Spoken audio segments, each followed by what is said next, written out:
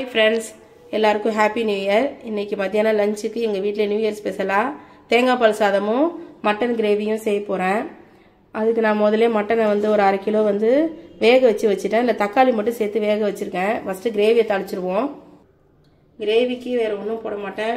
3 கிராம்பு போட்டா போதும். பட்டை சேர்க்க தேவையில்ல. அதனால வெடிக்கட்டும். கிராம்பு நல்லா வெடிச்சிருச்சு. 1 ஸ்பூன் சோம்பு தூள் போட்டுக்கலாம்.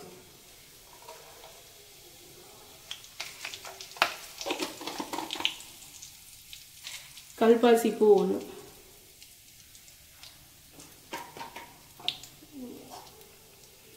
சோம்பு நல்லா செவந்துருச்சு. வெங்காயத்தை சேர்த்துக்கலாம். தக்காளியை நான் ஏன் கறியோட வேக வச்சிருந்தேன்னா தக்காளி இப்பெல்லாம் ரொம்ப ஹார்டாக வரதுனால அதை வேக வச்சிருந்தா நல்லா ஒரு மாதிரி குழஞ்சி வெந்திருக்கும்ல, நல்லா வதக்கவும் நல்லா இருக்கும். செடி கல்லாக இருக்கும் தக்காளி. ஆனால் தக்காளி எங்கே பழமாக வருது. பழமாக இருந்தாலும் அது ஒரு மாதிரி ஹார்டாக இருக்குது. நல்லா வதங்கிடுச்சு. இப்போ இஞ்சி பூண்டை சேர்த்துக்குவோம்.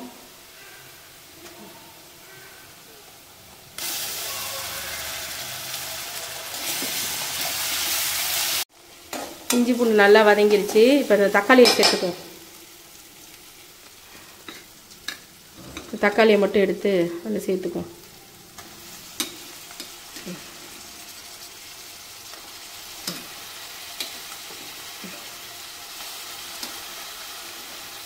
இப்போ கொஞ்சோண்டு உப்பு சேர்த்துக்குவோம்.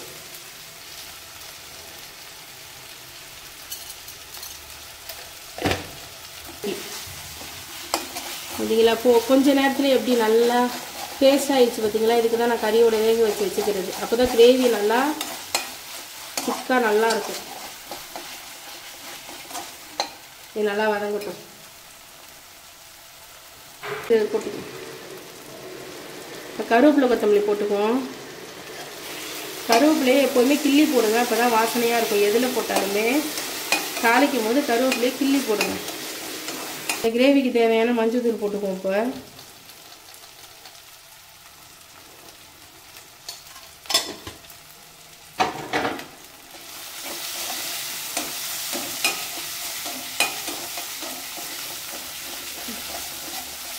இந்த கிரேவிக்கு தேவையான மிளகாத்தூள்.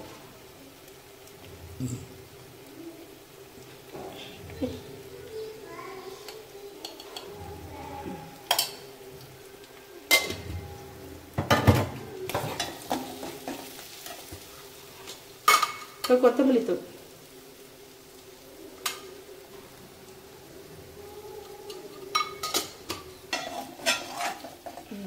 அதை நல்லா ஒரு வதக்கிட்டு நம்ம இந்த வேக வச்ச கறியை சேர்த்துட வேண்டியதான்.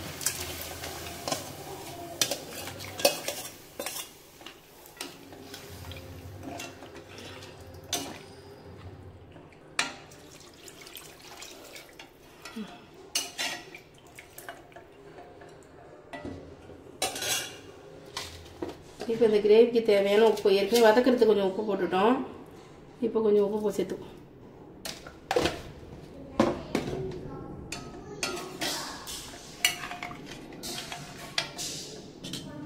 கொஞ்சம் நேரம் க்ளோஸ் பண்ணி ஒரு 10 நிமிஷம் நல்லா கொதிக்கட்டும். கிரேவி ஒரு பக்கத்து கொதிச்சிட்டு இருக்கு. இப்போ நம்ம தேங்காய் பால் சாதம் செய்யறதுக்கு குக்கரில் எண்ணெய் ஊற்றிட்டோம். இதுக்கு தேவையான பட்டை கிராம்பு ஏலக்காய் இது 3 தான் இதுக்கு தேவை. ஒரு 5 பட்டை 2 கிராம்பு. கிராம்பு வெடிக்குதுங்க. தள்ளி வந்து எல்லாம் வெடிச்சிருச்சு. இப்போ வெங்காயத்தை சேர்த்துக்கலாம். வெங்காயம் நல்லா கோல்டன் ப்ரௌன் வரணும். வெங்காயம் நல்லா வதங்கிட்டு இருக்கட்டும். அதை கட்டி நம்ம மட்டன் கிரேவி எப்படி இருக்குன்னு பார்க்கலாம். நல்லா கொதிச்சிருச்சு. இப்போ நம்ம தேங்காய் சேர்த்துடலாம். இந்த தேங்காயோட நான் மிளகு ஜீரகம் கொஞ்சோண்டு சோம்பு 3 சேர்த்து அரைச்சி வச்சுருக்கேன். இதை சேர்த்துடலாம். இதோட தேங்காய் சேர்த்தாச்சு. இது ஒரு நல்லா 10 நிமிஷம் கொதிக்க விட்டோம்னா கிரேவி ஆகிடும்.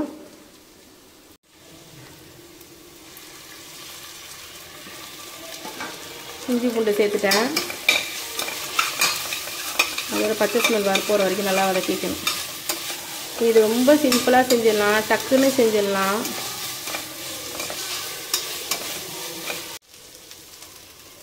கொஞ்சம் காரமாக இருக்கிற பச்சை மிளகாய் இருந்தால் கொஞ்சமாக யூஸ் பண்ணிக்கோங்க. இது கொஞ்சம் காரம் கம்மியாக தான் இருக்குது, அதனால தான் நிறையா போட்டிருக்கேன். இந்த சாதத்துக்கு காரமே பச்சை மிளகா மட்டும்தானே. இந்த மிளகா சுத்தமாக காரம் இல்லை, இப்போ வாங்கிட்டு இந்த மிளகா, அதனால தான் நிறையா போட்டிருக்கேன். நீங்கள் காரமாக இருந்தால் அதுக்கு தகுந்த மாதிரி போட்டுக்கோங்க பச்சை மிளகாயை. பச்சை மிளகா சேர்த்தாச்சு. இப்போ புதினா கொத்தமல்லி சேர்த்துக்குவோம்.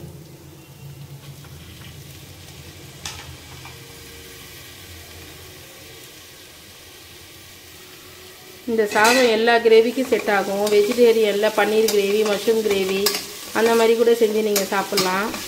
புதினா கொத்தமல்லி பச்சை மிளகாலாம் நல்லா வதங்கிருச்சு. இப்போ தேங்காய் பால் சேர்த்துட வேண்டியதான். நான் ஏற்கனவே தேங்காய் பால் புழிஞ்சு அளந்து ரெடி பண்ணி வச்சுருக்கேன். 3 டம்ளர் சாதத்துக்கு 6 பங்கு தண்ணி. 4 டம்ளர் தேங்காய் பால், 2 டம்ளர் நம்ம பச்சை தண்ணியை சேர்த்துக்கிட்டேன். எல்லாமே தேங்காய் பாலாக இருக்கணும்னு அவசியம் இல்லை. நம்ம லாஸ்ட் வரைக்கும் தேங்காய் அரைச்சி புழிஞ்சு எடுத்துக்கிட்டு மீதியே தண்ணி ஊற்றிக்கலாம். இப்போ தேங்காய் பால் சேர்த்தாச்சு. இப்போ அந்த சாதத்துக்கு வந்து உப்பு போட்டுக்கலாம்.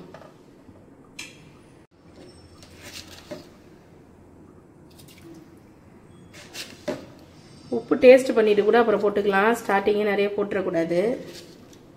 நம்ம அரிசி போடும்போது ஒரு கல் உப்பு கூட இருக்க மாதிரி இருந்தால் சாதத்துக்கு கரெக்டாக இருக்கும். இது நல்லா கொதி வரட்டும். கொதி வந்தோடனே சாதத்தை சேர்த்துட்டு தம் போட்டுற வேண்டியதான். நல்லா கொதி வரட்டும். அதுக்கடி நம்ம மட்டன் கிரேவி என்ன கண்டிஷனில் இருக்குன்னு பார்ப்போம். ஓகே, கிரேவி ரெடி ஆயிடுச்சு. அவ்வளோதான். நல்லா திக்காக இருக்குது பாருங்க.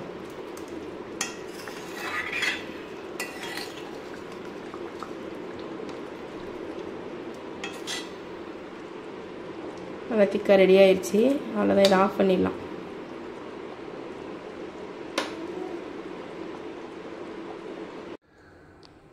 இப்போ கொதி வந்துருச்சான்னு பார்ப்போம். நல்லா கொதிச்சிருச்சு. இப்போ நம்ம அரிசியை சேர்த்துடலாம். சைடில் இருக்கிற நல்லா வடிச்சு விட்டுட்டு, இதெல்லாம் தேங்காய் பால். நல்லா கொதி வந்துருச்சு.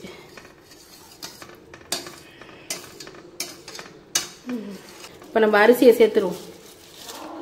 இப்போ அரிசியை சேர்த்தாச்சு. நல்லா கிண்டிட்டு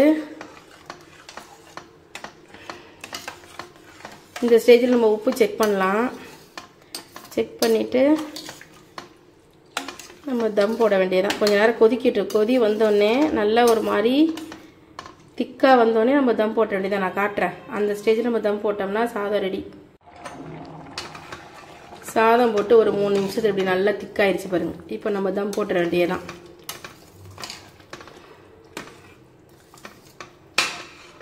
ரெடி. இப்போ க்ளோஸ் பண்ணிட்டு வெயிட்டு போட்டு வச்சோம்னா சாதம் ரெடி.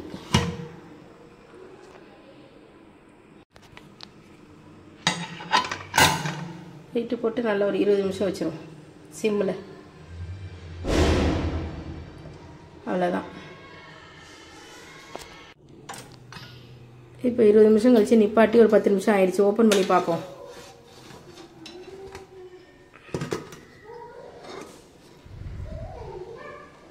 பார்த்தீங்களா எவ்வளோ சூப்பராக இருக்குது. மிக்ஸ் பண்ணி காட்டுறேன்.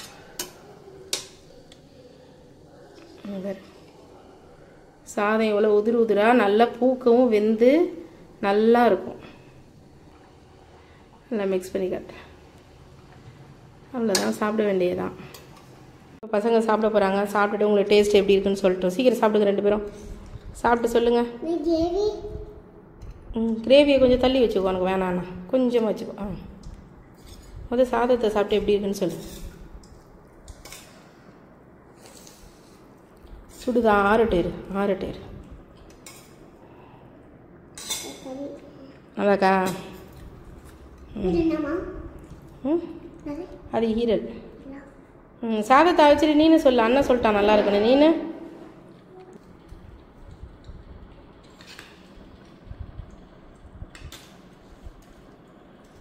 நல்லாக்கா? சரி. ஓகே ஃப்ரெண்ட்ஸ், இந்த வீடியோ உங்களுக்கு பிடிச்சிருந்துன்னா சப்ஸ்கிரைப் பண்ணுங்கள். Happy new year to all. Thank you friends. Bye.